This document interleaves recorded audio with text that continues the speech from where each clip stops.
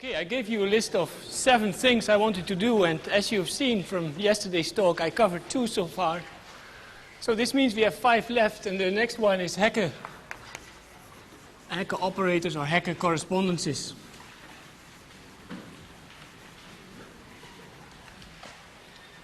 What's the reason I'm going to talk about this in terms of correspondences instead of just Hecke operators acting on cusp forms or anything like it? Well, it's simply that you get a nicer theory if you start with correspondences. I mean, but in general, I have a curve x, say, but it can be done way more general. And then a correspondence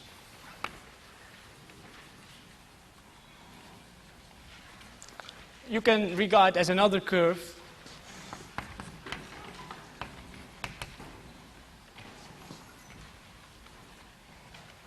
Let's call it C for correspondence. Plus 2 maps. Maybe I should write it this way. I can map this C down to X, and I can map this C another time to X. We call this pi 1 and this pi 2 or so. In which the order of this, so the actual shape of this figure has a meaning.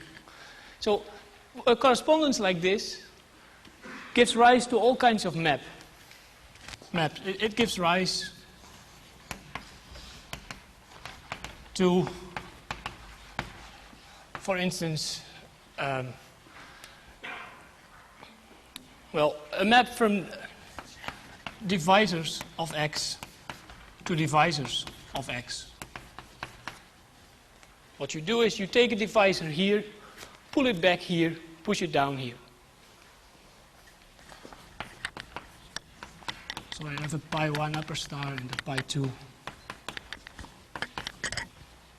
You can do the same thing on differentials on X. So, for instance, an H0 X and then one forms by the same procedure. Pull back the differential to C, push it down to X. It also gives rise, and that's the nice thing about a correspondence. If I have this map from divisors to divisors, it sends principal divisors to principal divisors. How do you denote principal divisors? Maybe P of X.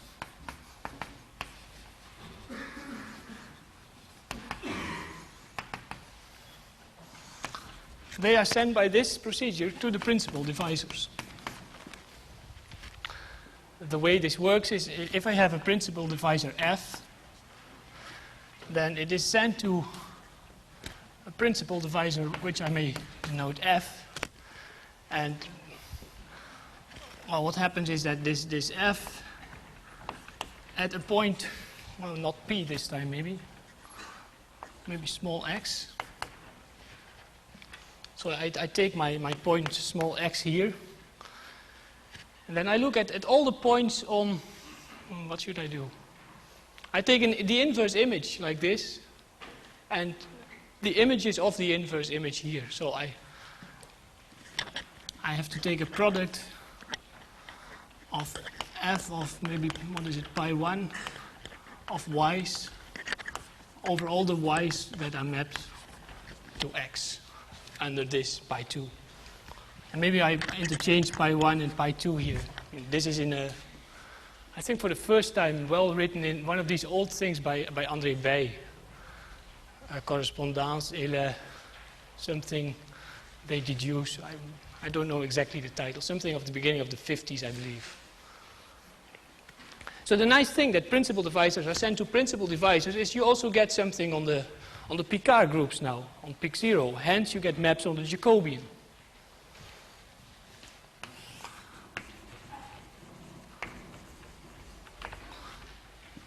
The Jacobian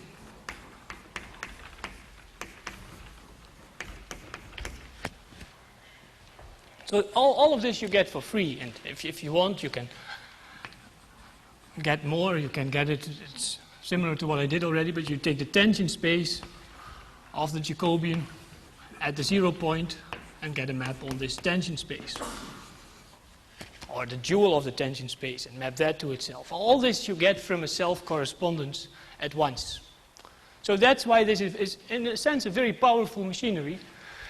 And that's also why we'd like to describe hacker correspondences, because then, right after giving the correspondence, we get all this.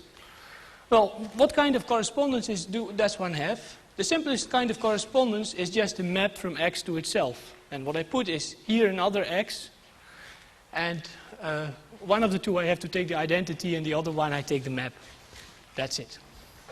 I don't even bother to write this down. So examples for modular curves. First of all, on the curve x1 of n, you have the morphisms, or the automorphisms, which are called diamond operators.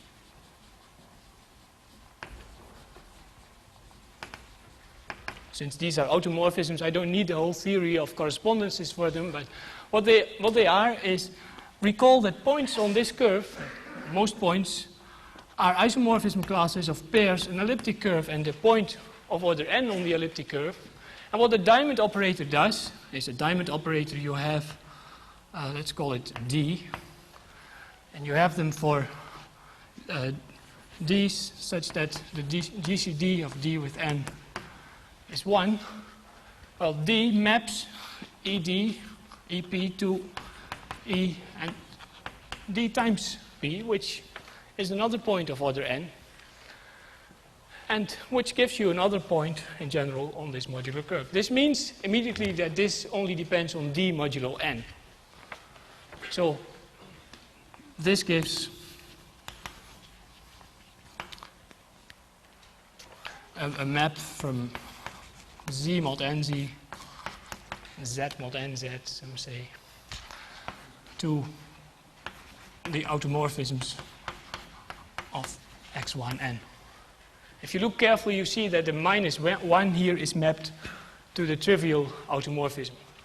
What I'm saying is that the isomorphism class of EP and E minus P is the same one, because the -1 map on E gives the automorphism which sends the one extra structure to the other.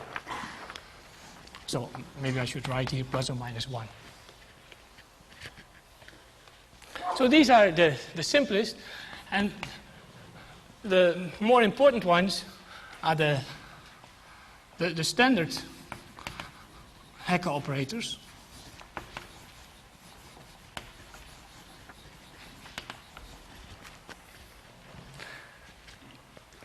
In preparing this, it turns out to be possible to do it exactly in the way I did yesterday, but because of all the other things I have to say, I won't do that. So what I would have to do in order to make them is recall that I gave the function field of the modular curve last time. So giving two maps like this means I have to give an extension of this function field and give you explicitly two different embeddings of the function field I constructed yesterday inside this. That's possible, and that gives you the extension, and if there ever will be good notes of the complete lectures that are given here about this topic, it will definitely be in those notes. Now I won't tell them. I can tell that in terms of the upper half plane, because that's quite easy. So what I do is I take P prime and P naught dividing n to begin with. And then I define, well, it doesn't matter whether I do it on x1 of n or x0 of n or any of these, but I start with the upper half plane, then send it to two copies of the upper half plane, and then send these to, well, take your subgroup of SL2Z, maybe let it act on this compactified thing and do this twice.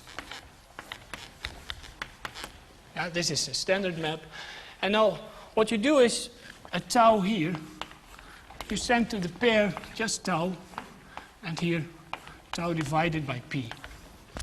And then you send it by the obvious map to this thing. Now, what is the Hecke correspondence? If I call this maybe phi of p or so, then analytically,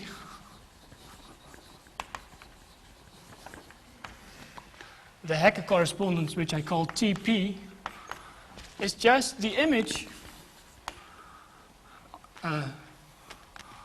of phi of p and then closed.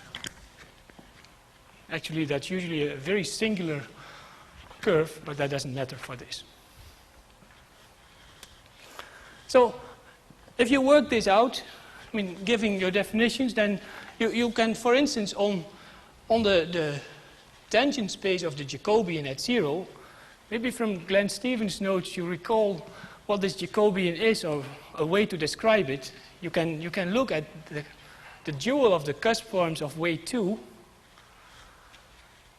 and mod this out by some homology, in fact, integral homology. So the tangent space is just this dual of the cusp forms of wave 2. So what kind of map you get from this on cusp forms is then, in fact, explicitly to describe, and it gives you the classical formulas for Hecke operators on cusp forms. What it gives on divisors, so on divisors, this gives, let me say, for instance, because I can't do all the cases, but if I do the case of x0n, then, and let the Tp act on the divisor class of the pair, an elliptic curve and a cyclic subgroup of order n, then this is mapped to another divisor, and the other divisor turns out to be the sum over all cyclic subgroups of order p in E. And then I mod out the cyclic subgroup here and take the image of Cn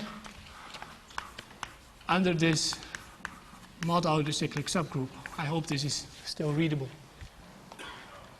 No? I can recall what it says. It's the obvious thing. I take the image of this in this. So I could say image Cn. That sum, so as a divisor, just this is a sum over p plus 1 things, is the action of the Hecke operator on a divisor. And the beautiful thing is, which you don't see from this description, it comes from a correspondence. Hence, it works on all the things we have. Also, because of the first description, which I didn't write down, because I can give it in terms of embeddings of function fields. Yes? Should I rewrite this in somewhat larger? It's a sum over Cp, the cyclic subgroups of order p, well, cyclic isn't needed if I say order p, of E. And then I take the quotient curve E mod out by this cyclic subgroup, which is a different elliptic curve in general. And then I take my, well, maybe I should write Cn mod Cp, but that's not what people usually do. Group theoretically, this seems to be more what it really is. Or Cn bar, some people say. That's what it is. There's also another standard Hecke operator. So, for instance, the precise description what this does on the cusp form you can find in the notes that Glenn Stevens gave. So if I take a prime Q again, and now a Q that divides the level, there is an alteration of this Tp, which is called the UQ, which one can also describe completely in terms of a correspondence, nicely defined over Q.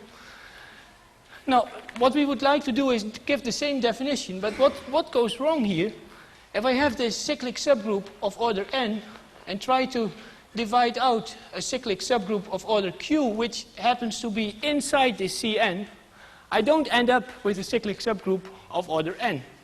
So that one of the total of q plus 1 cyclic subgroups messes up things. So I don't take that one and just take the others. And that's a description in terms of points, what it in the end does on divisors.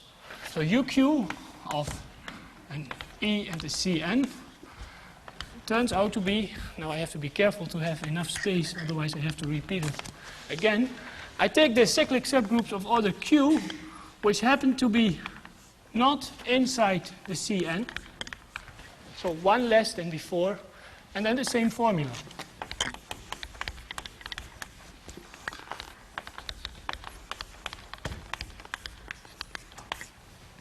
That's what it does on divisors again.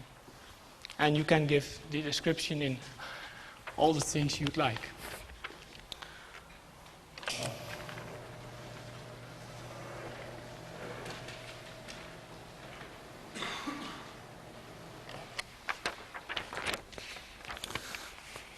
So I told you this acts on anything you would like. And well, let me write down once more. These operators are all defined over Q.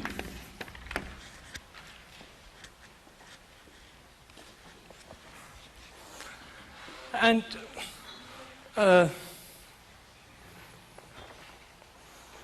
okay, well, that's it. So these are Hecke operators, Hecke correspondences. That's it. Now I move to the next topic, and the next topic will be this Shimura-Taniyama way again.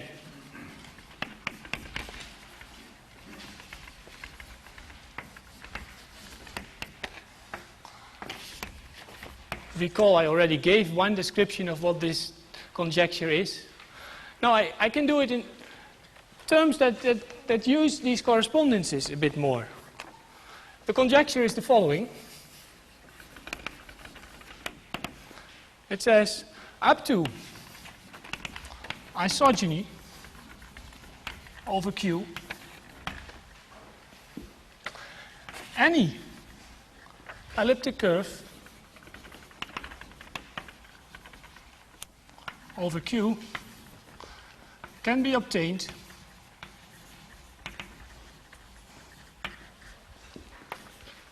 by the following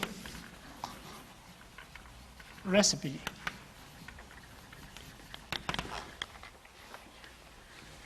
What you do is, first of all, you take a cusp form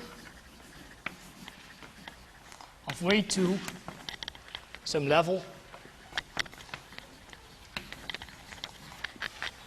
I'm completely ignoring the theory of new forms here, as experts might note, but that's partly due to lack of time. Maybe someone, if you've never done it, you should read the beautiful 1970 paper of Atkin and Lehner, for instance. It's really nice. Or if you want to take a more highbrow point of view, listen to the last 5 minutes of this lecture. You take a cusp form, some level, let's call this level n, such that it is an eigenform of all the TP's, which are defined for all the primes P not dividing n. So that's how we start. It's an eigenform. That means TP acts on it by multiplication by some number. TP of F is AP times F. And suppose that we are lucky and we have such an eigenform, or that all these APs happen to be integers. Then we do the following. We have this Jacobian of the curve x0n, which I denote j0n.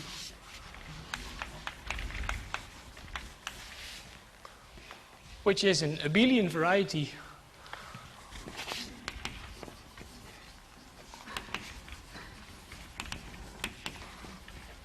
over Q. The very fact that I have a cusp form means that the dimension of this variety is at least 1, because the cusp form constitutes part of a tangent space at the origin of a model of this over the complex numbers. So this is an abelian variety over Q. And now I have certain things that act on it. I take this TP acting on the Jacobian, and I have these APs. I can multiply by AP on the Jacobian. So I look at the difference of this. Multiplication by AP, this means. This is an endomorphism. So this is a map from J0n to J0n. An endomorphism. And what I do is I intersect all the kernels of all these TPs minus APs. So over all P's not dividing n. So that defines me some group inside J0n. And in fact, because these are all nicely morphisms, endomorphisms, I'll do the following. I put a 0 here, which means I take that part of this group, that algebraic group, where the 0 of the abelian variety is in. When 0 is in this kernel, and I take the 0 component of this. I'm not sure whether I really need to do this, but this is just for safety. I mean, it may be connected to begin with. So I take this, and I call this A. And the claim is A is an elliptic curve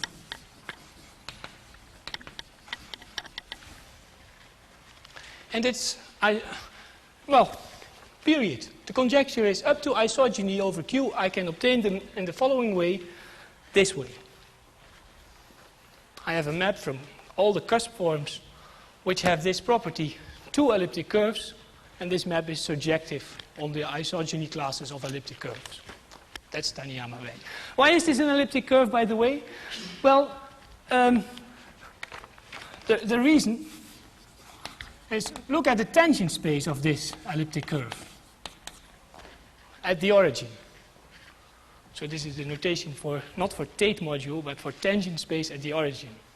Maybe TAN is a notation because TA was already taken. So this is some subspace of the tangent space of the J0n. And how do I obtain this subspace? Well, if I identify this tangent space with either the cusp forms of wave 2 or the dual of this, then it means this is cusp forms. And how do I get it? I have to look at those cusp forms where all these operators are 0, hence those cusp forms on which TP acts by multiplication by AP. Now you need multiplicity 1 principles and things like this to show that the space of such cusp forms is one-dimensional.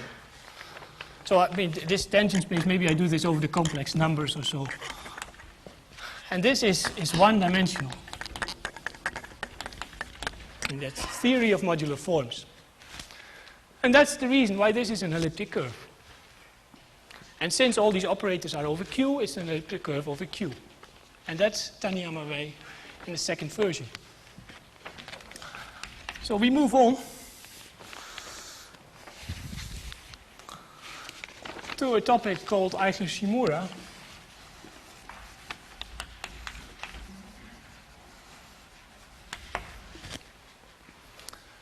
And in order to phrase Eichler-Shimura in any form, what this says is how the correspondences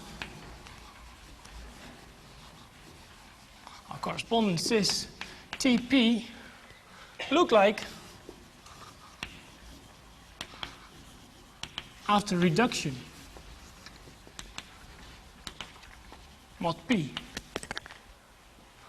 Now, Joe Silverman told about reduction of elliptic curves. We can reduce elliptic curves mod P, but to reduce arbitrary curves, that's quite another story. So, but if I would have set up the whole theory of modular curves as really as moduli spaces, and even better as moduli spaces over ZP or something like this, Then I would have schemes, and then I would have obvious reduction maps. This is possible, hence all these reduction maps really exist as good maps. This is a good theory. And also, these operators all exist. So it makes sense. So reduction theory says this makes sense. So I can talk about TP bar, which is TP mod P, this correspondence, and X0n bar, which, I mean, this is non-standard notation, which is just the X0n mod P, etc. Other modular problems, all this. Maybe I have, well, best things you get when you have P's which do not divide n, otherwise there are still some problems. So let's say this P doesn't divide n. And then there is the classical, so this is a theorem. This is the classical Eichler-Shimura congruence.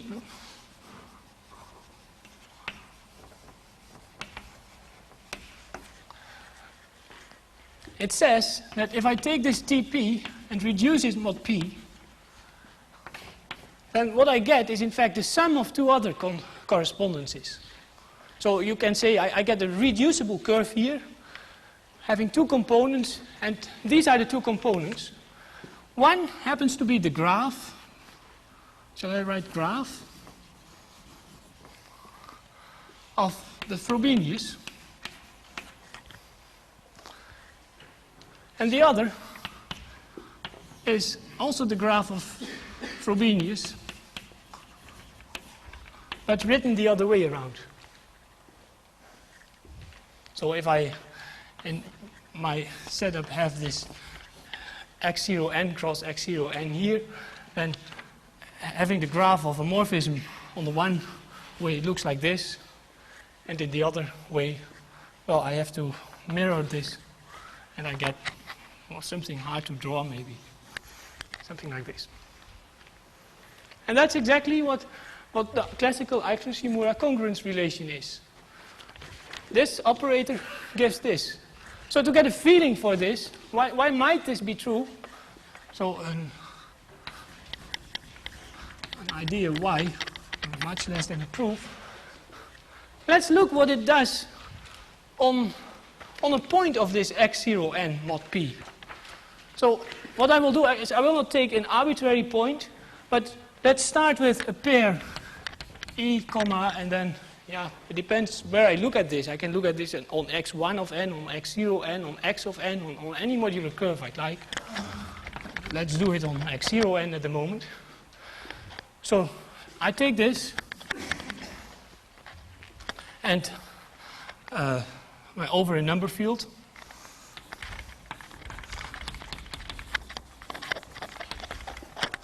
And I take a prime of the number field,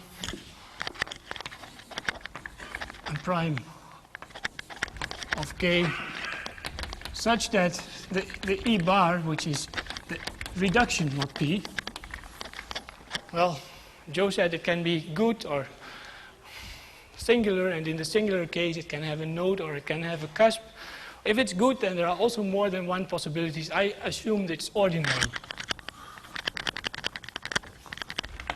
What that means is that this reduced curve, this curving characteristic P, is not this strange word super singular. It really has a point of order P. Okay.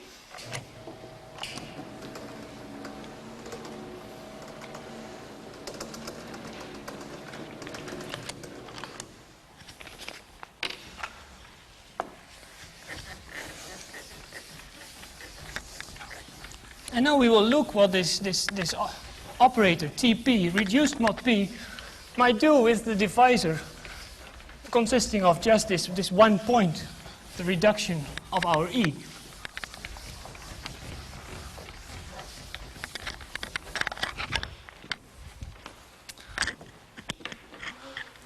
I have to be careful because I'm moving around here, and strangling is not what I want to do. Now this is almost over. So I have my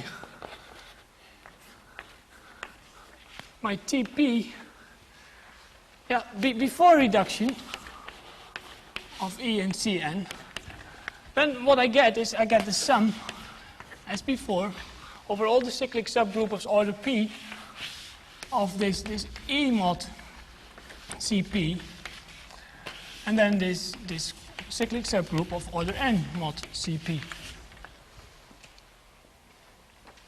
So now I have to reduce this. What happens when I reduce this? Well, there are two possibilities. First of all, we have this reduction mod P map. So let's look at the P torsion and reduce.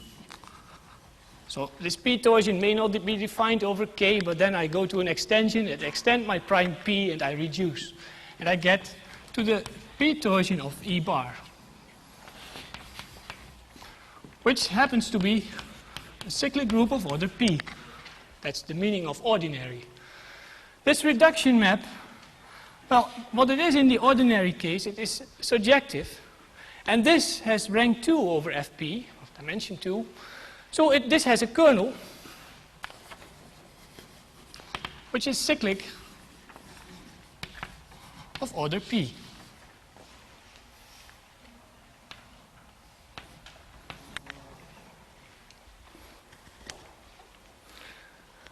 So one of these Cp here is this kernel. Let's write one of our CPs. And that's a funny subgroup of order P, because what happens when I reduce it, mod P, is it completely disappears. And in the it becomes local, if you want, in terms of group schemes. So, to put it differently, I get an extension of this. I get something which is purely inseparable when I would adjoin the subgroup it generates. So this means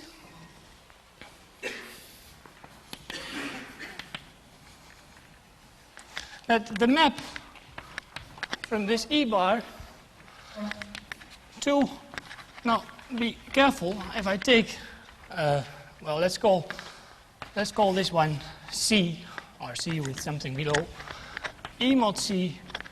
Now again, over some field I can put a bar on this, but be careful, this need not be over the field I'm working on at the moment. This means this map here is inseparable. It has degree P, so this is just a Frobenius up to an automorphism. So what this means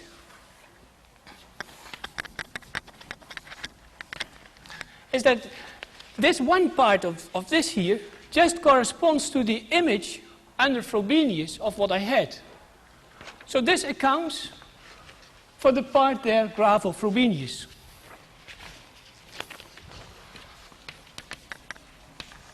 This part of T and then all of this E with the subgroup, I don't have to worry about the subgroup, accounts for Frobenius. Now what happens to all the other subgroups? For all the other subgroups, what I get is an image here. And what is the image here? It's the same thing all over. It's just a full group of P torsion points in characteristic P. So for all the others,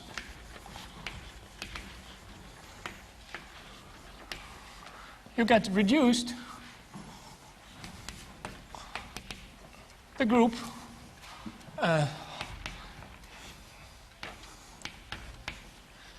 yeah, so you mod out the same thing.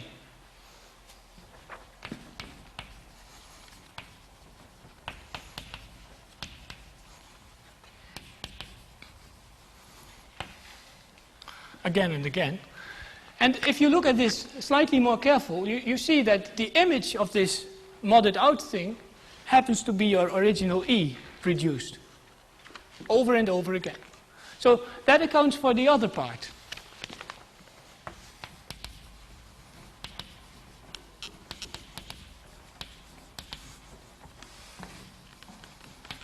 The graph of Frobenius and now dual.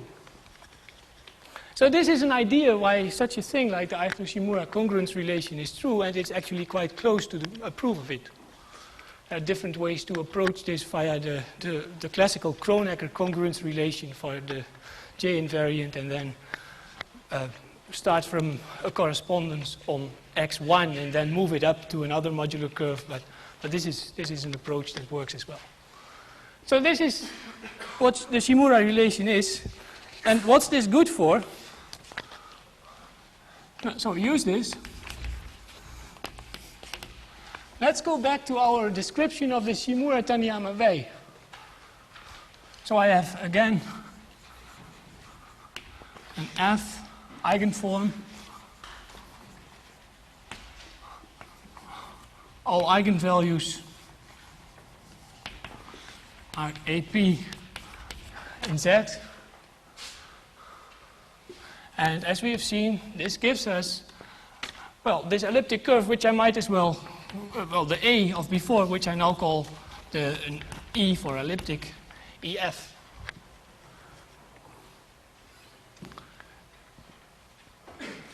So what we know about this EF is the following. First of all, this EF we saw was inside the kernel of the Haeckel operator TP minus multiplication by AP inside this Jacobian. It's part of that kernel. So that means that actually TP acts on EF. It sends EF to itself, and it acts on it in a rather elementary way. It acts on it by multiplication by AP.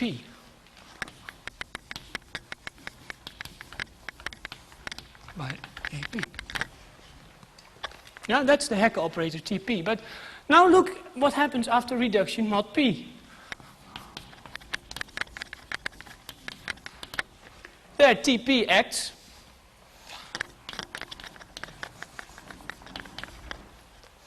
by multiplication by this AP, but also it acts there by what we have, by Frobenius plus, well, this dual graph, but if you look on elliptic curves, this dual graph just corresponds to the dual morphism.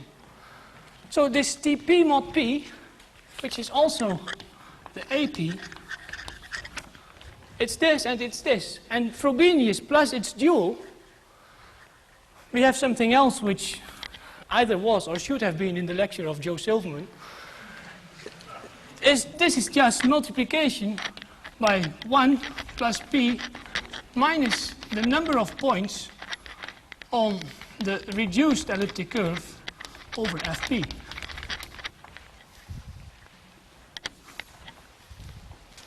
And that's also the thing that if you write down the L series of AP appears with n to the power minus s for n equals p.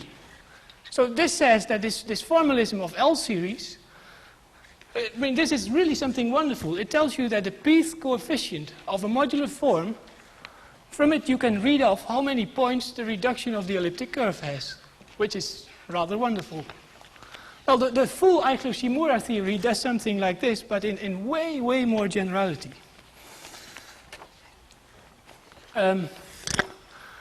Already now I can make a third version of Taniyama way. Maybe I should do that. Little interlude. Because then we have seen our first.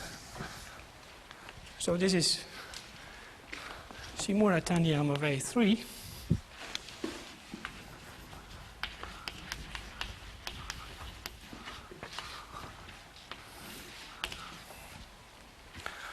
It's a short version. It says that for every elliptic curve over Q, there exists a cusp form F with Eigen Form and the eigenvalues in Z such that the representation I get from the elliptic curve on the Tate module is just the representation I get from this f. And what's the representation I get from this f? By its very definition, this is the representation of an EF.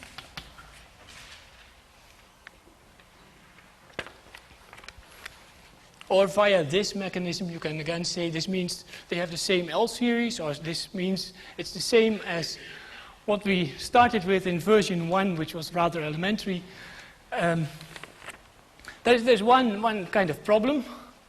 So, or question, I should say, is how to find f. In a way, that's simple, because we start with our E, we reduce it at all the primes, and hence we have the coefficients of f. So that's f. But we would also like to know what's the level of this f. I mean, is it the modular form for gamma 1, gamma 0 of whatever? So how do we find this f? The following turns out, if I look at the ramification of such a rho FL, or of this one, or a rho EFL, it gives the level of f. On the other hand, this is something that Joe Silverman said, the ramification of a rho EL gives us something which is called the conductor of E. So if I understand such a thing well enough, and such a thing well enough, you are in good shape. And that's exactly what a lot of theory of Deligne, of Carayol, of Langlands, not to forget, has to do with. So I have to explain in the remaining 15 minutes, I think, what this theory is, which is convenient because I shouldn't have too much time for this.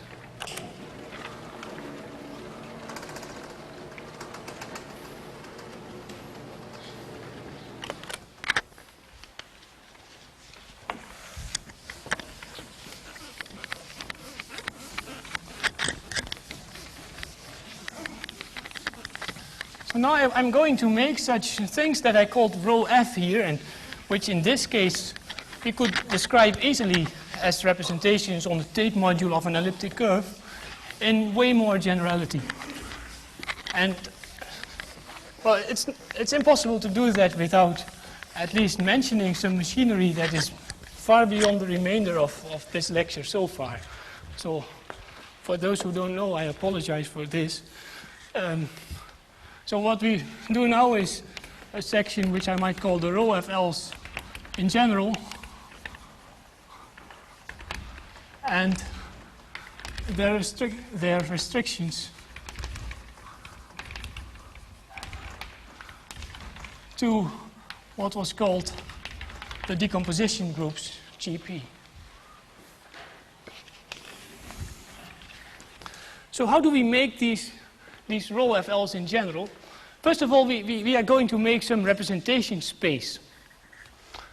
And, well, it's, for those who haven't seen it, it's an ugly space. But so we now take a weight, k at least 2, and a level, n at least 5. And I'm going to look at the modular curve x1 of n, which is a modular curve defined over Q. This corresponds to a representable functor. And one of the things this means is that there exists a universal family over this. So this is a universal elliptic curve. I mean, what this thing here represents is all the elliptic curves plus a point of order n. Now, you cannot just, it's much more than just representing it. In fact, it can be done in such a nice way that above every point, this here is a surface, and above every point of this, you have a curve which happens to be an elliptic curve and which does have a distinguished point of order p. So I will not, actually I can write two maps from this to this. One gives to every point here the distinguished point of order p. The other gives the 0 point on E. This is something that exists here. And now, I can define for you what cusp forms are, which is just the highbrow version of what Glenn did at the beginning. It's the same as, it depends on the level. And now I have different weights. The word weight hasn't been introduced at all, so you can see this as the definition. What this is we take the cohomology of this curve, seen as a curve over Q, and then, we take some line bundle on this curve, some invertible sheaf, and the invertible sheaf we tensor to the power k, and then we twist it a little bit, namely we take an additional 0 at all the cusps. And what is this? So this will be the gadget. And what is this line bundle? Now on this thing here we have holomorphic 1 forms. Actually we have the relative holomorphic 1 forms. And now what we do is we pull that back to a line bundle on x1 of n. So this is, what? No.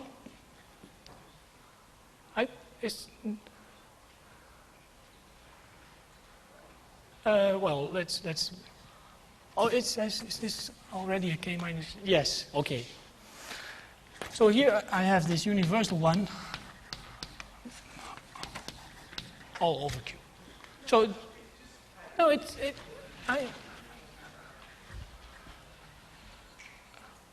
let me see. If you take differentials, yes. I think this is it. So this is a space of cusp form. What this is this is a Q vector space. Actually, you have integral models on all this, so you can do a little bit better. Maybe to stress the fact that it's a Q vector space, I put a Q here. And now what I take is the Hecke algebra.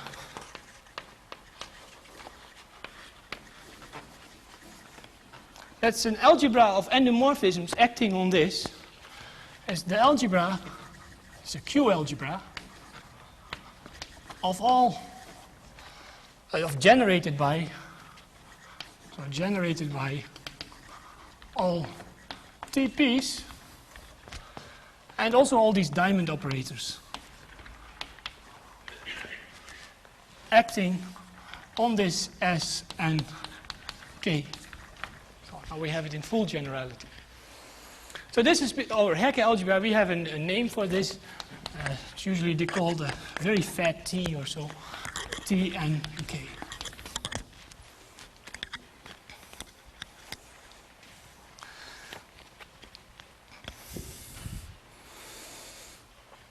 Now I'm going to make the sort of universal row that we are going to look at. And I have to make a representation space. So this is the representation space. It depends on the prime L. So I call it VNKL.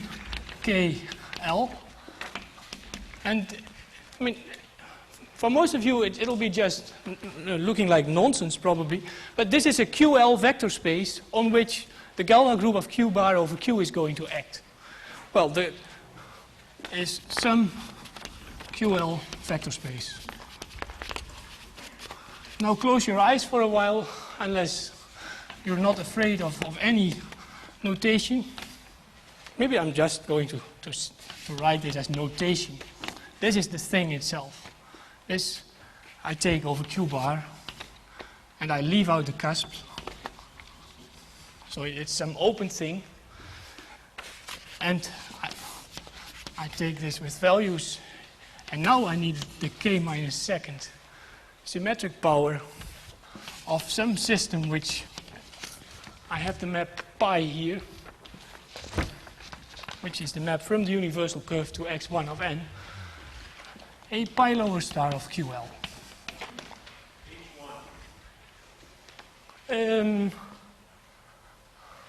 Yes, of course. Yes.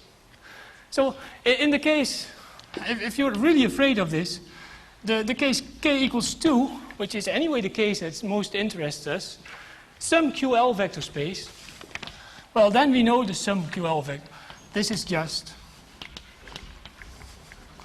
the Tate module of this Jacobian, which is something over ZL, but then I tensor it with Q.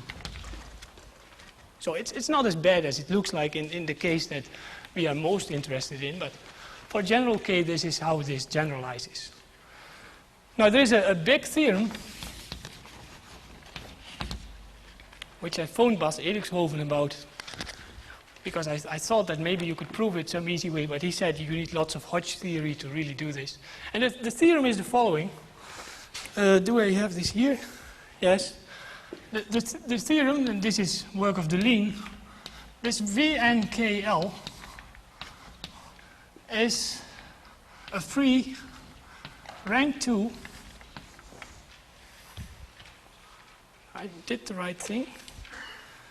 Yes, well, first of all, this Hecke algebra that I made acts on it, and also QL acts. Oh, well, I have to extend this actually because this is a QL vector space.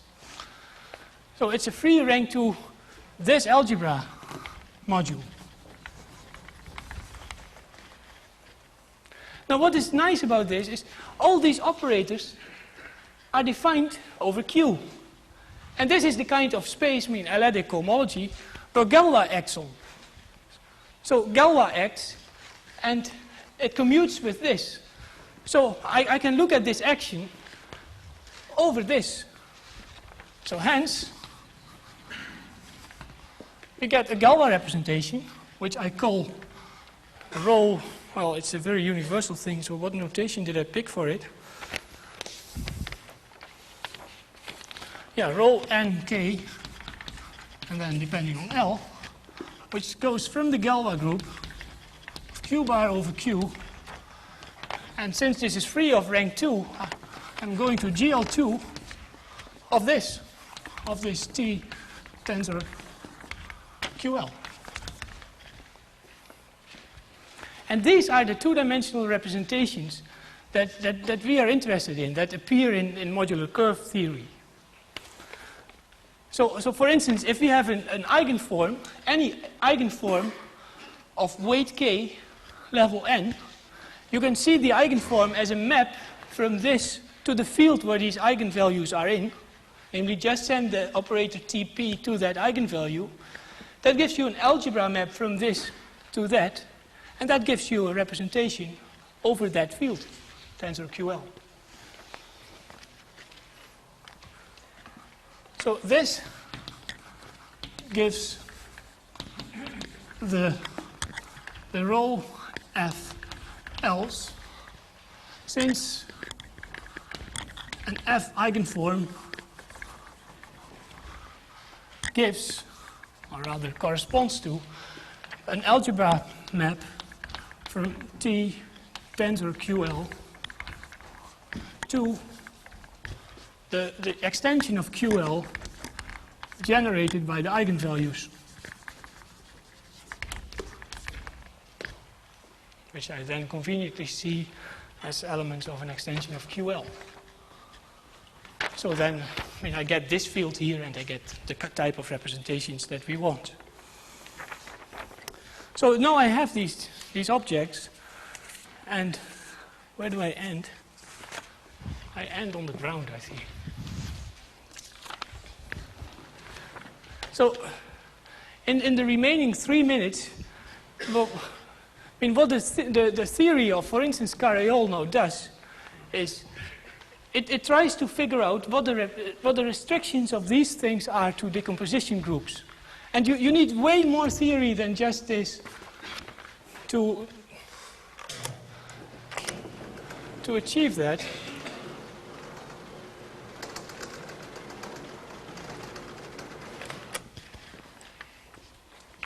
So let me just very briefly and quickly tell you what the main tool is in this description, or in what terms the description is anyway.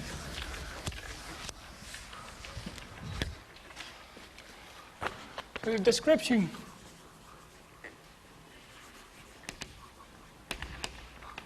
of these rho FLs, or rho F lambdas maybe if you extend your prime L to those fields, the restriction of these two dp's is in terms of the following.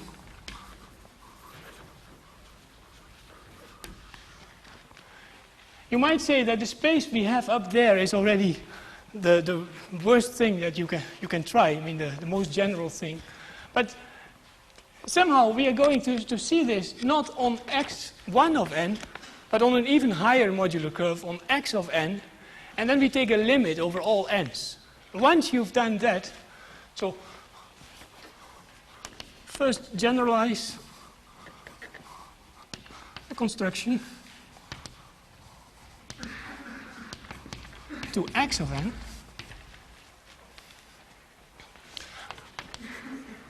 Then you take a huge space, and the huge space is a limit over all levels m of something that looks like that, of this first parabolic cohomology, now of xn over q bar minus the cusps, and then the same thing as before, and the m is n. And that somehow means that we get rid of our n there, and we might call this Vk of L. Now, what's so nice about these curves xm is what they represent is pairs an elliptic curve, and if you want a basis of the m torsion points on the elliptic curves. But changing the basis means you change by an element of GL2 Z mod m. So on any of these curves, GL2 of Z mod m acts, and then on a limit like this, so here the limit of the GL2 Z mod m's is going to act, and this limit is the completion of the Z hat. Actually, it's even better because even more is going to act, namely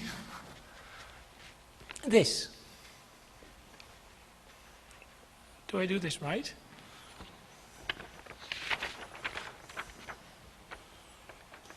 Yes.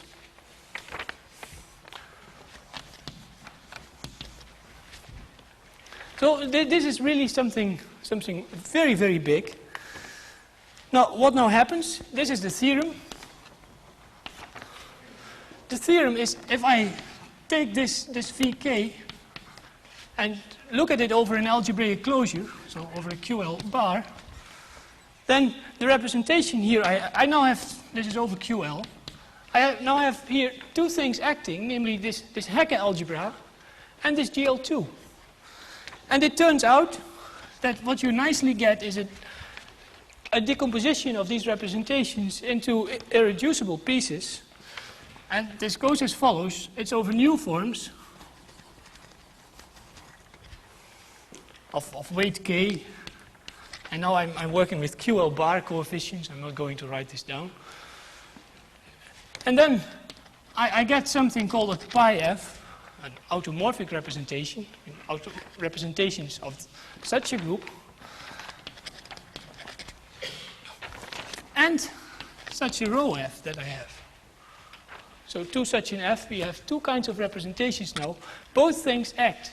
And the beautiful thing is this pairs up the representations we are interested in to automorphic representations. And now, the way of describing this is not describing it on this side, but describing what this is on this side. I'm really running out of time, so